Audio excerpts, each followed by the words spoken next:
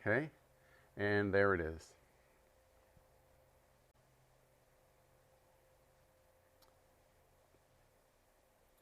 That is correct. There is no audio button because that's a separate input window, which is just the microphone. Yeah? Yes, it is green.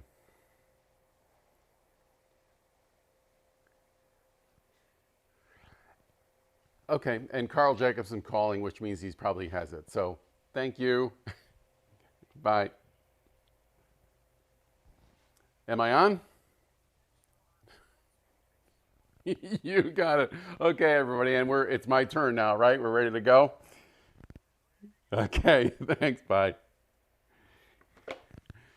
Woo!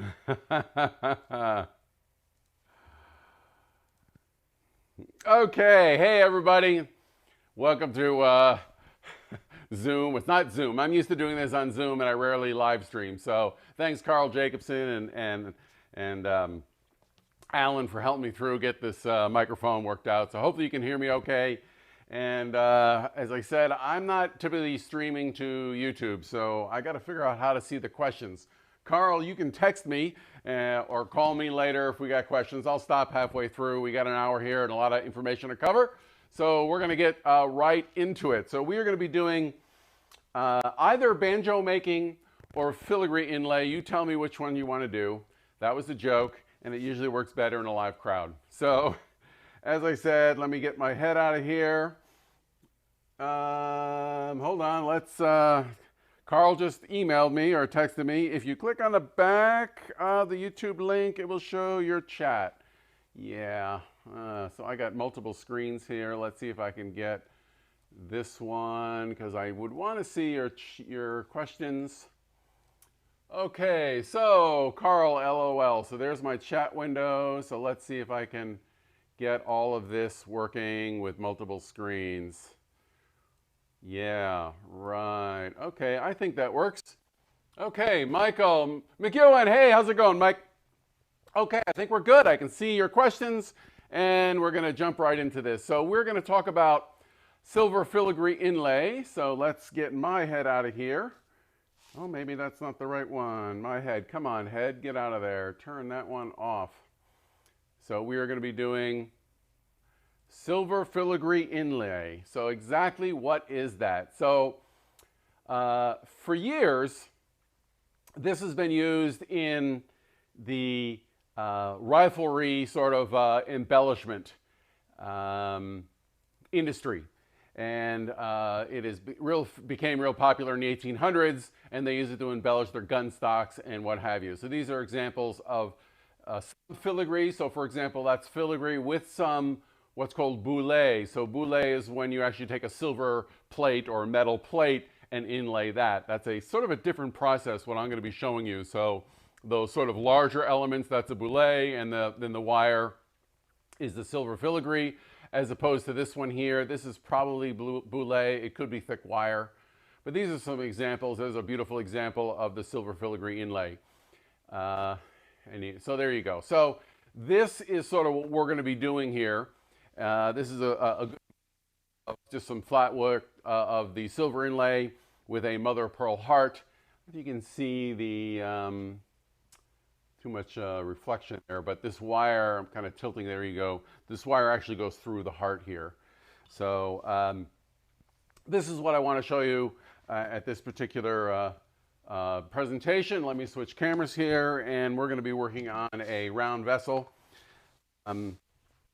So silver inlay is a great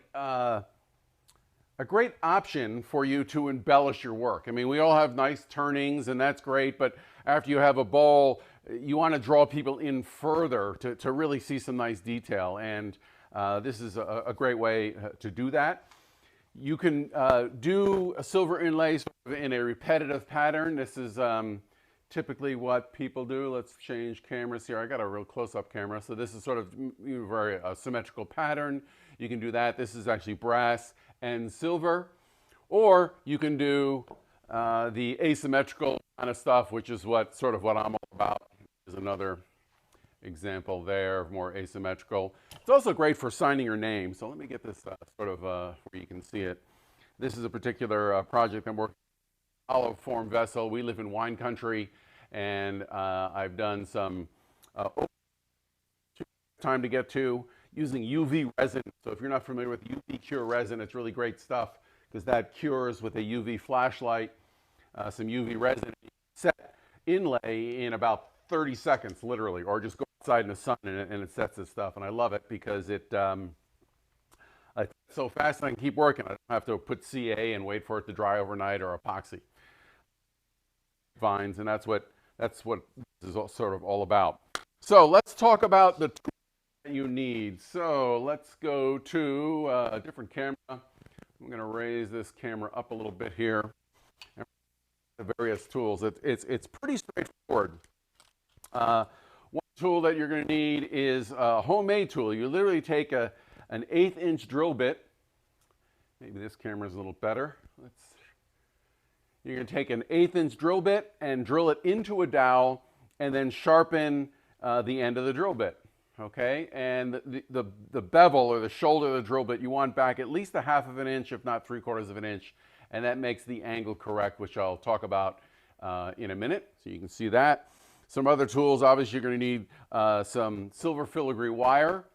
You can buy silver or brass wire from a variety of sources.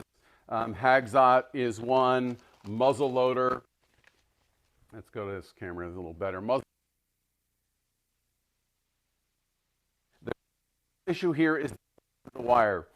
The size of the wire you want about, oh, I'm getting a call and I can't answer that one. Okay, so the critical issue, I'm going to draw this out, is you want rectangular wire.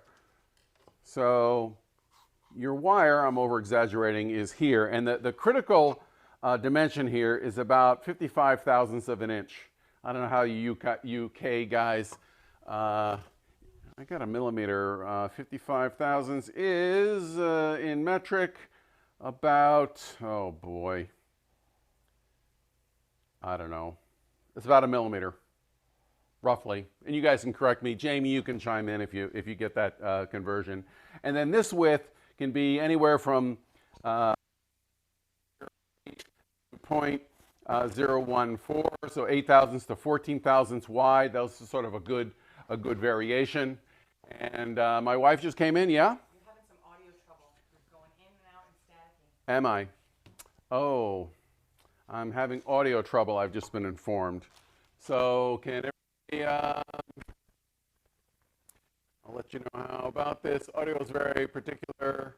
Also, well, let's see. So why don't you bear with me? I'm going to add another input here, and we're going to pick another audio device. So bear with me. Let's try my camera audio and see if that works. I'm going to turn this audio off and this one on. So let me know. Does that work? Yeah, the batteries might be going out, Doug. So I just changed audios. Please chime in. Let me know if that one is a little better. So I know there's probably some latency here. So I can see the chat. So we'll go back to it. So as far as the size, the depth is sort of critical. Oh, hold on. How we doing? Okay, thank you. Okay, I think we fixed that. And the audio, the wire really depends on the thickness. Obviously, you got very thick to thin, and that can help your aesthetic.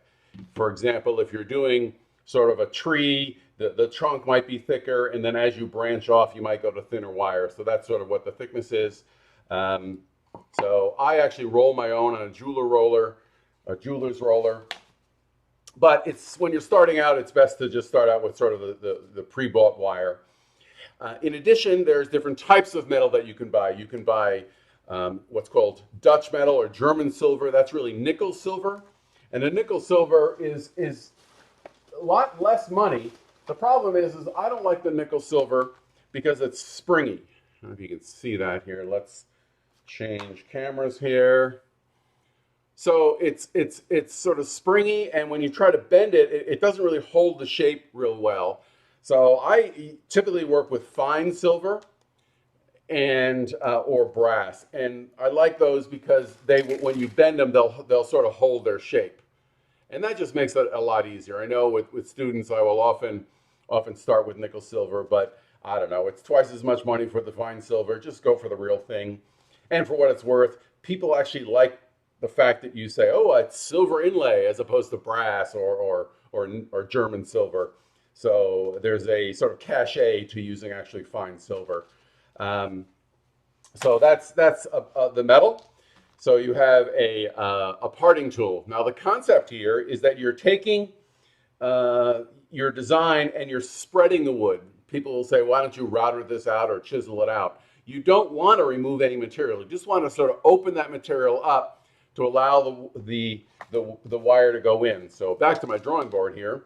So there's my surface. I'm sort of piercing and making a groove, and I'm going to set my wire in here, pound it flush, or it can be a little high, and I'll add some water and glue mixture, and that will swell the wood back up, so it'll be a nice tight inlay, and then you can certainly sand any proud material left over. So that's really the key of how this works.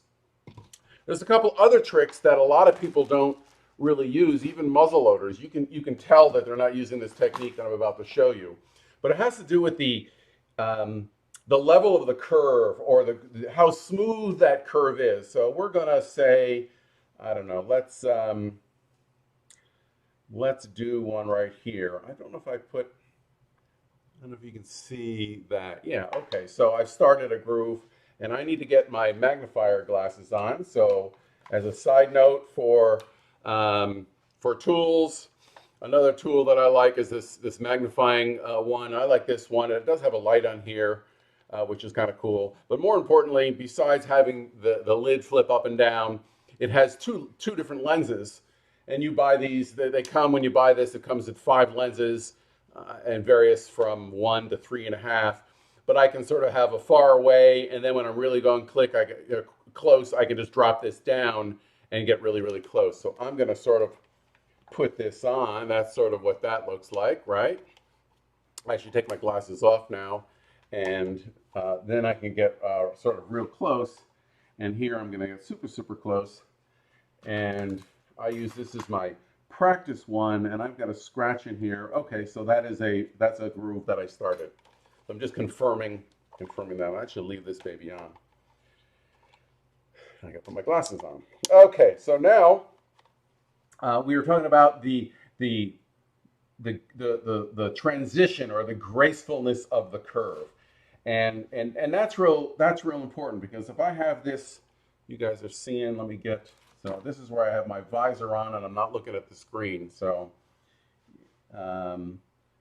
so if I sort of sketch this out, and I sort of want this French curve, that you can do a true radius, or if you're doing spirals or scrolls, the radius gets tighter. So, for example, this particular one is made up of sort of 3 different radiuses. I'm coming in, and then from here I've got 1 radius, 2 radius, and 3 radiuses. And that's the key, to try to gradually make the spiral get tighter as it goes around. So we're going to talk about this here. I've already sort of have a large radius here, so on this one, maybe I'm just going to do 1/2 round radius. I could, in fact, just take my my parting tool and try to sort of part that, go around and hammer that in. The problem is that I'm going to not be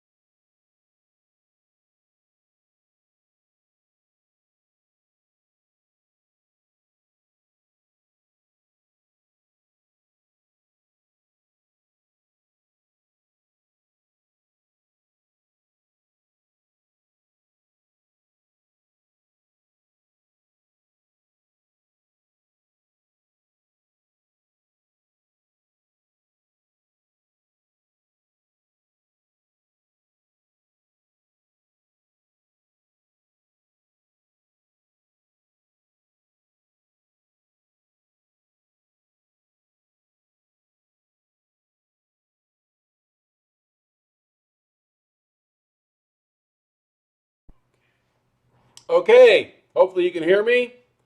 Woo, what a pain in the ass that is. I'm not sure why that keeps going in and out, but anyhow, silent movies are making a comeback. Yeah, thank you. Okay, so I'm not sure where I lost you. I was talking about the curve, having a very gentle curve on your scroll or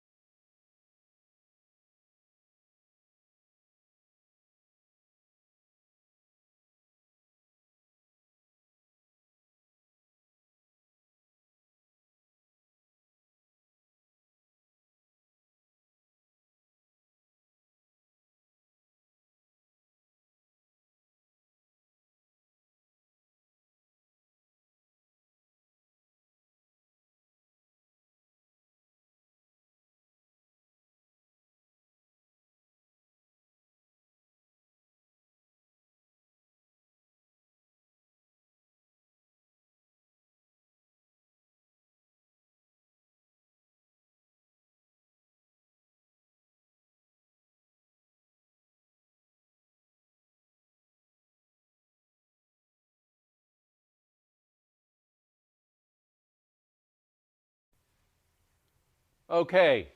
Hopefully the audio's back, and I switched it back to my wireless lavalier, and I think that may be the problem here. So sorry about that, folks. This is a new world, and I'm a woodworker, not an IT guy.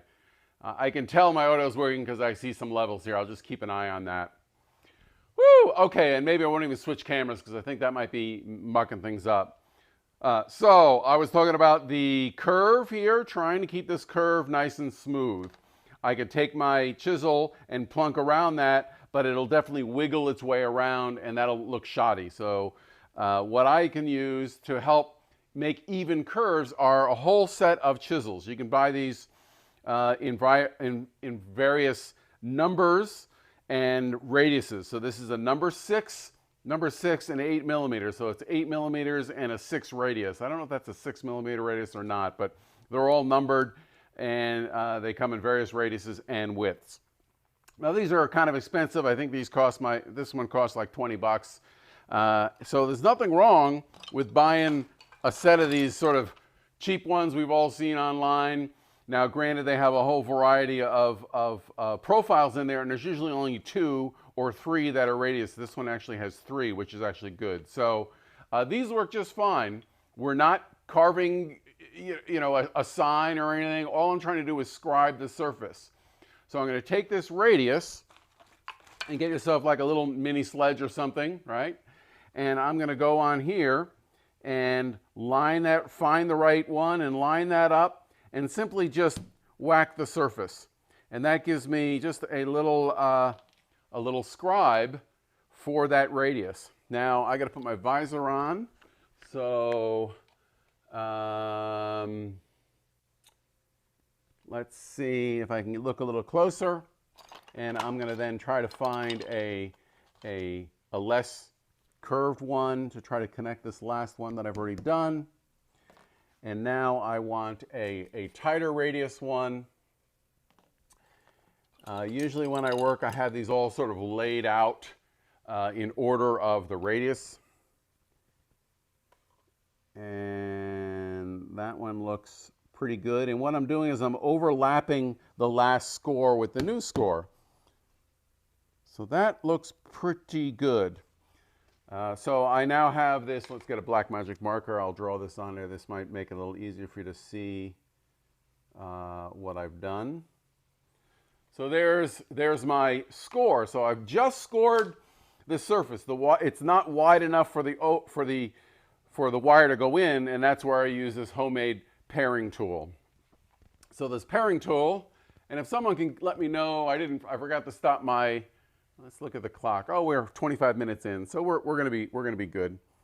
So now I'm going to, and let's try to change cameras. I don't know if you can see. My audio seems to be working because this is how I work. I don't know if you can see me. I'm going to maybe move this up just a bit, but I really get down there with my glasses, and I'm going to go ahead and simply place this parting tool in that groove. And let's probably zoom in so you can see sort of closely. I'll try to kind of turn this so you can sort of see what I'm doing, but there's a score there that is now a nice graceful turn. And this is great. I have a lot of my students usually do their signature or initial or what's it called, that first fancy letter of old documents? Cap letter? Not a capstone. I think there's a title for that. Some of my English friends, you guys, this is like 101. You guys should know that. Someone should chime in with that piece of information. So I've now scored this and created a nice V for my wire. Okay, so now we're ready to put the wire in. And on some long, graceful ones, I could simply start and run around. If you're using nickel silver or other wires, even brass can be a little springy. You can buy a whole variety of these forming. These are jeweler's pliers, and they come with various radiuses. You can get, I have a whole sequence of them that will go up. You can even make they even make really large ones where you can sort of make your own dies. Or if you want to kind of cheap out, you could probably just get one of these that are tapered. But it really does make a difference on how that curve is. So in this particular one, I'm going to say, well, it's a pretty big curve, so I'm going to grab this baby right here and sort of bend that around. And even if I overbend, that's probably okay, because then I can back this thing out. So I'm going to start down here, and you can see how that radius is pretty good, right? So from here, I can either start hammering it in, or I might want to cut my length first. And again, this is where I am using my, let's zoom out. I don't know if this one is all the way in or not. But again, I kind of want you to see how close I'm working here. I'm going to move this camera back just a bit, and maybe it'll get a better idea of what I'm looking at. So another tool that you're going to want to buy is some really good jeweler cutoff cutters, and they're ground to cut flush, so you can cut really accurately, as opposed to sort of ones that are beveled on both sides. So I have a variety of these, and if you don't have one, you can certainly steal your spouse's toenail clippers, right? So that works also. Same concept. They can cut really flush. So I have a variety of these, and they do sort of bend. Now this one actually looks like it's a little bent on the very tip. So you want to make sure you don't drop these. Clearly these have been bouncing around when I travel and teach. But I'm going to press this in, and I'm going to put my visor on, and I'm going to come in here, and I'm going to cut that right to the right length. So there we go there. I also often will like to look at this end and see if it's cut square or beveled. I wouldn't want it to be cut sort of obtuse, I guess, back. So when you put it in, you're going to have a little black hole there. So I'd rather have it angle a little bit and have it just a hair long, so I'm not exposing any of that void after I inlay this. And of course, one thing I should have done is sand this first. This is too coarse, but usually when I'm working first, I will take my wire and certainly just give it a couple scores. That takes the oxidation off. and roughs up the surface just for the, for the glue to kind of grab onto that tooth. So on that, this curve is pretty good. So I'm going to just sort of just score the outside. That's probably pretty good there. So now another tool that you'll want is a good pair of needle nose pliers. I sort of have this pair that actually has an angle on it, which is quite nice. I also have just sort of a standard pair, but the angle makes a big difference as opposed to being straight, and that allows me to sort of hold the wire and really kind of get that in there. So I'm trying to work for the camera. So let's, this way, there we go. Oh, and if you haven't noticed, I'm working on a sandbag here, and I actually often will do this off the lathe. You can do this on the lathe, but here I can adjust my bench and I got all my crap laying around, so it's just a lot easier. But a sandbag certainly makes sense to help hold the pounding and the cutting. Of course, I've changed location, and that's good there. One thing I have just noticed, oh, that's just a little piece of wood, but you really want to get this thing to go right up against that metal. So it's the fine detail that makes a big difference. So we're ready to kind of put this in. Another tool is a planishing hammer. So a planishing hammer, sort of again, it's a jeweler's hammer, sort of what it looks like here. I've got a couple of them. The reason being is this one is actually flat. This has a flat surface on it, and that's great. I still consider myself a flatlander, so I do a lot of veneer work. That's really my specialty, and inlay. And this is great for putting something into a flush surface. But I found that it has a sharp corner, and if you miss a line, you might dent your wood. So it's also good to have a domed planishing hammer. This will help save the wood. You can sort of direct the contact and not have the sharp edge damage any of the side. So that is what that's about. So now we're going to take this. You can do this with your fingers, or maybe the tweezers are good, or the needle nose pliers. And where I want to start is I want to start on this sort of connection point. I could start out here, but if I run short, that gap's going to look pretty bad. Where if it's out here and it runs short, like I talked about, if there's a hole, you could fill out with putty later. If it's a little long, it'll sort of pound itself in, but if it was long here, there'd be a problem. So I'm going to put this in here and sort of press that in, and I can use my hammer, or another tool that I have is a chasing chisel. Oh, come on. Chasing chisel, there it is right there, is simply a punch, but I've ground it to the thickness of the wire so I can sort of chase it. I can sort of push that in. If you got a piece that's sitting higher, you can use this to kind of pound that in a little more controlled. In addition, when you're doing tight curves, sometimes if you're not hammering right, the wire can bend over, halfway through, and that'd be a problem. So you use the chasing chisel to sort of stand the wire back up. So, this pounding sounds easy, but you might have to kind of pound it at an angle to kind of keep this thing stood up. So I'm going to sort of start tapping this around. I've got this around, and here might need a little coaxing. The radius is just a little off, and again, I can use sort of that chasing chisel to kind of help bend that around. And let's see if we can push this in here. No pressure. I'm live. There we go. Okay, so now that's in there, and hopefully you can see there's still sort of a black gap. I'll erase the pencil line. Right, and that black gap is because I pierced it just a little wide. Once you get a sense of the thickness of the wire and the bevel or the angle on your parting tool, so I have a whole bunch of these that are ground to sort of different lengths. That shoulder is ground to a different length. So I know that this is a wide one and this is a thinner one, and if I'm working with thinner wire, I might want to switch these or not pound in as deep.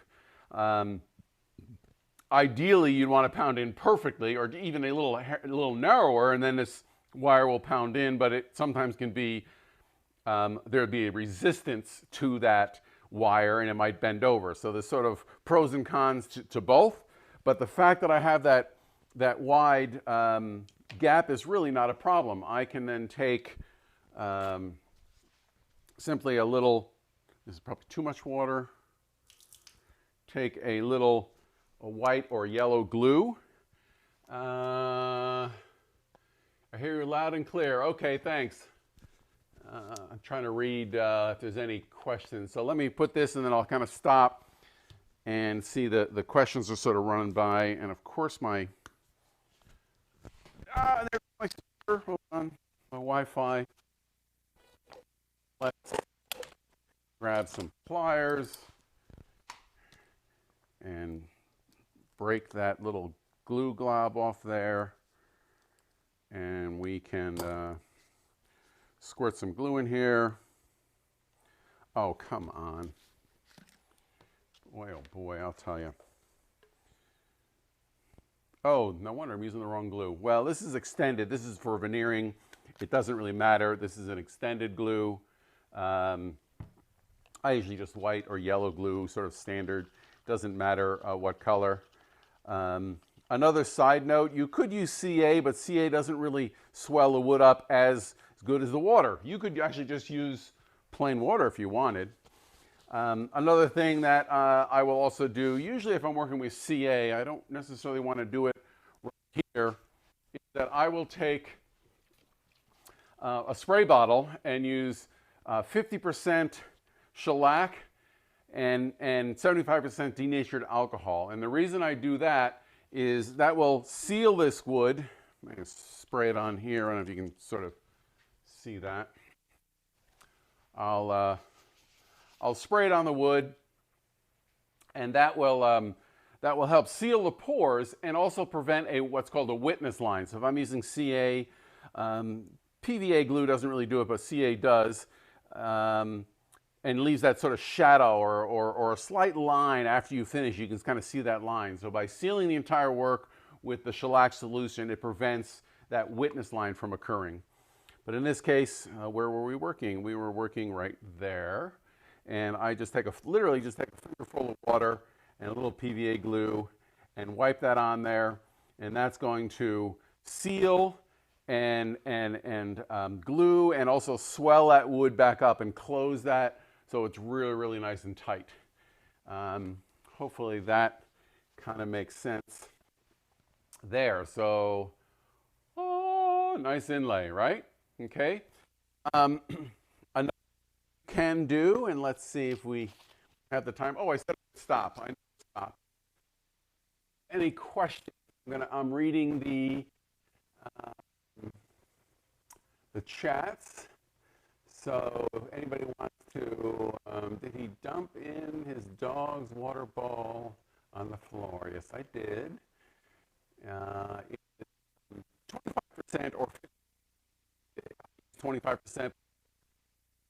It's not that, not that.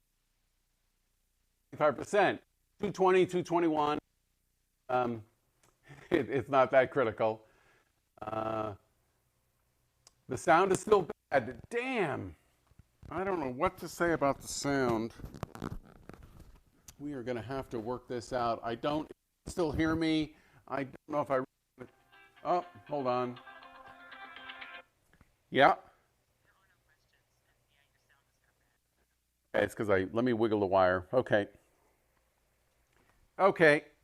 I'm just going to add, let's see if that works any better. Do I sound any better now, people? Let's see. Hopefully. So what is the material cost and how many hours to complete? Well, that's a good question. The material cost isn't that bad. I would say a spool of fine silver, that's sterling silver, fine silver. I think this comes in 6-foot lengths. You can buy it in various lengths.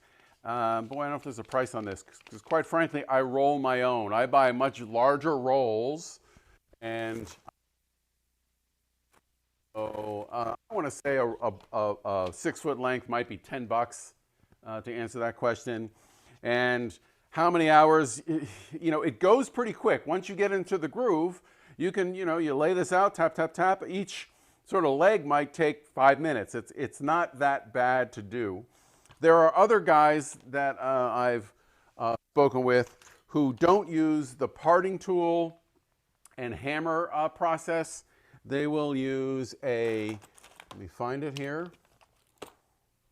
They will use an X-Acto knife, and what they've done, this is another technique where they've actually taken an X-Acto, right, cut the X-Acto off, put it on an engraving handle, and they'll work this way. They'll simply, you know, sort of pierce in and roll. I've done that, but it's a lot of pressing, and I don't know, maybe my hands are too soft and gentle, but that's a little taxing on the process. So I found that just this, I sketch out a design and I simply just tap along, and it goes pretty quick. And again, the key is to use sort of the chisels. Now, for what it's worth, sketching out the design is half the problem, if you will. I may not even sketch something out, especially on a free-form asymmetrical piece. I may just say, oh, I just want to curve this, and I'll sort of sketch with the chisel. It's a little risky because once I carve it, I'm good to go, but I wouldn't recommend doing that in the beginning. Another thing that you can do is you can accent it by putting sort of little brass dots or silver dots. And if you do a tree branch like this one here, one thing you'd want to do is file the wire to nothing. You want to taper that down. So I have a series of sort of files that I do, and I would take this this end here before I form it, and I would sort of file that end to nothing, and then that would sort of go in there. That helps make that transition a lot smoother. Okay, so I think we have a little time. I'm going to kind of quickly go into sort of UV resin, because I know a lot of people are very interested in that. So Nancy and I, my wife Nancy, we have a inlay business called Easy Inlay, and we sell opal and mother of pearl for accenting wood. I'm going to come forward on this particular one here. This is inlay. So this is opal inlay, and you can use CA glue or epoxy, which a lot of people do. This particular one was done with CA, but you got to wait overnight, as opposed to using a UV cure resin. So these are ring blanks that we just started carrying, and I'll talk to a bunch of turners, but I want to do this for people who, oh, my wife's calling again. Yeah. Okay, very good. I will turn music off. I don't know how to turn the volume off on that one. There you go. Okay. So this is UV resin. So this is really, really great stuff. It's called SOLAREZ, and actually we started carrying it. It's a UV cure resin. It's polyester, and you can put it on, and I will do a little bit right here, I think. Yes, I've got some here. So let's stop. Well, we'll put the video in. The beauty of this is that you can put your opal in, or key filings, or any sort of inlay that you want to, and the resin doesn't set up. You have plenty of resin. You can add more resin. You can be sure that you got a good resin sort of density and get rid of all the air bubbles. And then you hit it with a UV flashlight for 10 seconds, and it sets it up. It's really, really wonderful, wonderful stuff. And you can make sort of, I made this ring in less than an hour. And obviously sunlight is a better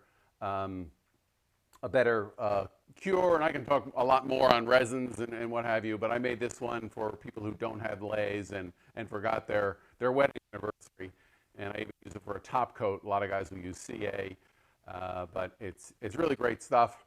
So let me go ahead and demonstrate here. So here are sort of these grapes that I'm doing, and I have a sort of open void there. I need to find some of the right opal. This one, I actually put some sort of green opal on one edge, and now I'm filling in the back with blue to kind of give it a highlight. You can kind of see I've done that on this one here. So adding a little dimensionality to it. One trick with the with any sort of inlay, if you're doing inlay, is to fill a pocket with black. Black really makes the material pop. This goes for micas. Thing with micas, mother of pearl. You know, here are dichroic acrylics. In fact, we actually started carrying gold leaf. This is a Dutch metal. This is a composite. And you can go to easyinlay.com to kind of check that out. But by filling it with black first really makes the whatever you inlay pop. Traditionally, they would actually take this type of inlay and silver leaf behind that. That will reflect the light back out. But personally, I think that the black really makes a big difference.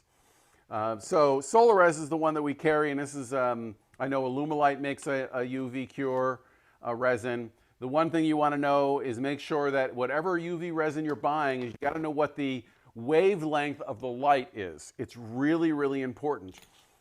If you buy one and don't use sunlight, now sunlight is okay to use because it's the widest wavelength and it'll kick any resin. But if you're using a flashlight, the flashlight has to be calibrated to the resin. So this particular one is a 385 nanometer, and you only have about 5 nanometer wavelength in an artificial light. So you could buy a resin online on Amazon or something that's a 360 or 390, and this flashlight wouldn't kick it or wouldn't kick it as well. So that would be one sort of a tip that you want to do. You want to make sure you know what wavelength the resin is. So this is a 385, and the flashlight is exactly that. So let's do a little of this. The fact is it goes really, really far, and it doesn't take much. So I'm just going to take a little glob out here, close this up, so that is safe. And now I've got, in fact, this is actually what's called a doming resin, and they make a whole variety. They make a hard doming resin. This is for more of a jeweler's, and they make a doming resin, which is also hard, but it's also flexible. If you're doing archival work or collector work, say a rim on something like that, there can be a concern that the CA glue over time will crack. That is a common problem, and collectors will actually ask that. So you'd want to go to a flexible epoxy or this flexible polyester doming resin. But the reason it's doming is it has a high surface tension, so you can actually create a lens and leave a high bead on that. So I'm going to go ahead and take just a little of this and drop this sort of in there. I have toothpicks somewhere which I can't find, so I will simply make a quick toothpick here. And I can sort of, I usually like to put the resin in first to make sure that the bottom of the pocket is completely covered. You can use sort of these V tools, or simply just pick out a couple granules out of here. A lot of times I will take these granules and put them on a a plate, right? Because it actually makes a difference when you're working under a visor and you want a specific size. Let me get another camera here. So I will work under a plate. Is that camera skipping? My feed, it's skipping. You know, it's kind of max headroom. So let's go back to the other camera. And I've got to put my visor on because I can't see a thing these days. So I'm going to, how are we doing on time? Good, we still got plenty of time. We can wrap up pretty soon. So in this case, I'm working from my plate. I'm going to pick, usually I start with some larger chunks and kind of move them around and press them deep in. Then I'll go to some smaller chunks. Now the ones that we sell are actually 2 to 3 millimeters. These are actually larger opals, not commonly found. These are cultured, they are grown. It takes 10 months to grow one of these, and it's actually better than real opal because real opal, what gives it its fire is there's moisture trapped in the mineral, but they will dry out. So if you have real opal, you actually want to store it in water or mineral, and they will dry out and lose their brilliance over time. Where these are grown in a lab, and they replace the water with resin. So these are actually will hold their brilliance a lot longer. So I'm going to sort of push them in. I'll leave this a little proud so I can sand it down flush. And that's that. Now, that I can manipulate for a long time, right? They're not going to, it's not going to set up on me, because as long as I'm working indoors. So I can play, I can add more resin, and for what it's worth, a lot of times you might have some sort of corners and voids that you might want to fill with some smaller bits in. So I recommend using a mortar and pestle, or make a mortise and pestle ram. This is just a 3/8 inch pipe with a bolt that I've ground down. I can drop some opal in there and sort of crush that up. I can either dump it out or take the cap off in the end. And if you're using larger stones, you can certainly make a larger one too. But this makes it a lot easier. If you try hitting it on a on a bench or cracking it, the stuff shoots all over the place. So if you don't want to make that and you need to crush one up, often I'll take a sledgehammer, put that down, and then use sort of a thing there to crack, but you still get stuff spilled over. So by making a cup ring, that will help keep the stuff from shooting all over the place. And again, I usually work on a white piece of paper or a plate, and that you can see these little bits that are flying around.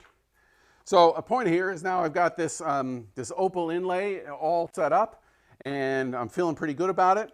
And I certainly just go ahead and hit this with my UV flashlight, 385 nanometers. You usually want to do 10 or 15 seconds on, and then 10 or 15 seconds off, and then you want to go back on again. You want to do that twice. Keep in mind, though, that you do want to wear safety glasses or look away. The reflection will, in fact, blind you, or it's like staring at the sun.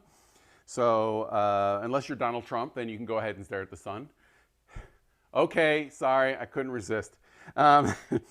So I would put that on and then hit this flashlight again, and another 10 seconds. And believe it or not, that is now rock hard, and I could go ahead and sand that. That's really, really great stuff to work. And I just absolutely love this. Now, for example, what I would do in this case is I would probably go back and put one more layer of resin on top of that, just to be sure those valleys, which might be below the surface, are set up or filled.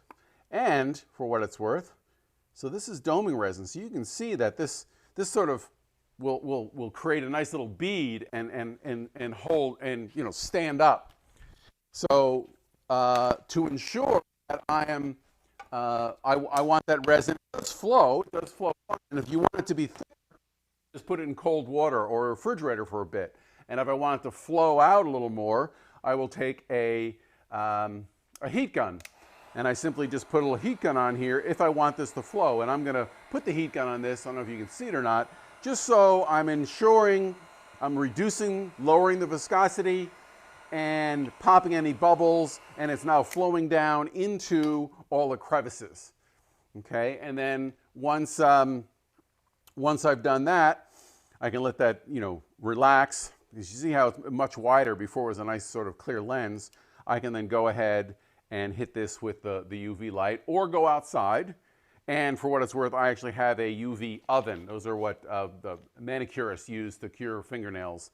And I set that in. And I take that off, 10 seconds, put it back on, and it's now rock hard, ready to be sanded. So this is really, really great stuff, the UV resin. And boy, I love it, because I just hate to wait. I want to keep going, but going outside is always a good thing to do on that. So as I said, that is filigree inlay, and you got a little extra Resin, I think we got about 5 minutes. If there's any questions, and I'm also going to kind of show, might as well do a shameless plug here. As I said, my wife and I have an easy inlay business. So we sell OPAL in a number of colors. Let's see if we can go there. There's a bunch of colors, and we sell it in 5 and 2 gram quantities in jars. Normally you buy it in a little crack bag, and I hate that they spill all over the place. So we sort of want to give quality material in a quality container. In addition to that, we sell jewelry grade power abalone. So abalone is general sort of shell. Power only comes from New Zealand. So we are, in fact, licensed to import that. And this is jewelry grade stuff. It's really, really great. I've got some of it around. Well, you can just see it there. We carry it in 3 sizes. These are large sizes. You can actually make earrings out of them. But we also carry a medium and a fine.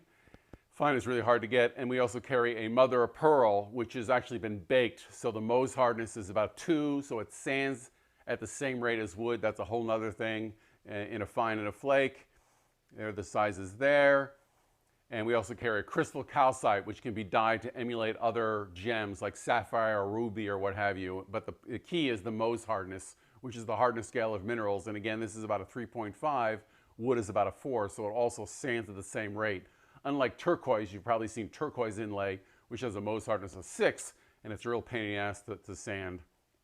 And let's see, and we now are carrying pre-turned rings in a variety of sizes and ceramic rings. So if you forgot your anniversary, this is a great hour-long thing. And when you add opal, boy, you can make some real stunning pieces. And lastly, we just introduced gold flakes. So that's really great for any inlay project. You can just use that into a little groove or mix it with the opal or mother of pearl or just resin and float around in clear resin. If you check out Zach Higgins' podcast, or he's up next or maybe in a bit, then you can see that I was out there in March and we did a wine stopper casting with a gold leaf in that. So that's that. Boy, did we make it? Oh, this is probably a record, and we're a little short here, so I'm going to kind of read the questions, see if anybody's got any questions. Hey, Zach. All right. So, yeah, check out Zach's channel, Dunkin' Junk, and you can see the wine stopper I used with some gold leaf in that and our mother of pearl, and I actually used some of my mother's remains. Oh, my wife's calling. Maybe the audio's off again. Hey. Grove code 08, 10% off. So there you go. That is a discount code for easy inlay for the next, Nancy should chime in here, but if you're interested in checking our products out, yeah, Grove code 08. I think it's up for the end of the month. That code will work. So 10% off on any of that. So, boy, we're on a couple minutes left. I don't know who's up next. But sorry for the audio problems. It's just a new world, and we're working it out. As I said, I'm a craftsman, not an IT guy, but I appreciate your patience. Certainly email me. And lastly, if you want to know anything about me or my educational site, if you go to ImagineWoodworking.com, that's my landing page that takes you to all the other pages. So from there, it takes you to Easy Inlay, or you can go to my tool, my router base that I designed. I have an educational site. And on that site, I have a free newsletter. Oh, she keeps calling. Yeah? Oh, okay. My arm is good, thank you. I actually got shot on the job site, believe it or not. Literally a drive-by shooting. Drove by and someone shot me right in the arm. That's a whole nother story. You can go to my Facebook page. But as I was saying, I have a design newsletter. So if you sign up for the free newsletter, I don't send too much out.